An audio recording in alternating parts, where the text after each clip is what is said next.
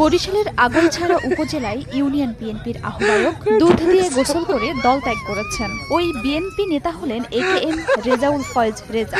সে উপজেলার বাগদা ইউনিয়ন বিএনপির আহ্বায়ক। এ নেতা বিএনপির মনোনয়ন নিয়ে বাগদা ইউনিয়ন পরিষদের দলীয় প্রতীকে চেয়ারম্যান পদেও নির্বাচন করেছিলেন। শুক্রবার আগৈলঝাড়া প্রেস ক্লাবে সংবাদ সম্মেলন করে নিজ বাড়িতে গিয়ে দুধ দিয়ে গোসল করে বিএনপি ত্যাগ করেন।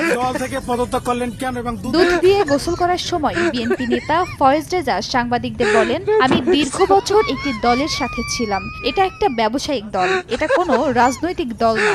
যারা বিএনপি করে তারা ব্যবসার জন্য রাজনীতি করে, নিজের জন্য, ব্যক্তির জন্য রাজনীতি করে। তাই অরাজনৈতিক সাংগঠনিক দল থেকে নিজেকে মুক্ত করেছি। পরিপূর্ণ পবিত্রতার জন্য দুধ দিয়ে গোসল করেছি।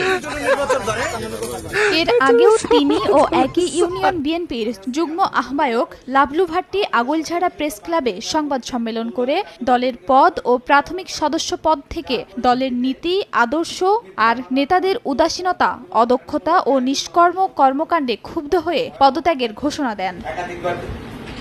এর আগে 2023 সালের 26 আগস্ট উপজেলার বাগদা ইউনিয়ন বিএনপির KM রেজাউল ফয়েজ রেজাকে আহ্বায়ক ও লাবলু ভাট্টিকে যুগ্ম আহ্বায়ক করে 52 সদস্য বিশিষ্ট আহ্বায়ক কমিটি অনুমোদন করেন উপজেলা বিএনপির আহ্বায়ক কবির হোসেন তালুকদার ও সদস্য সচিব মোল্লা বশির আহমেদ পান্না।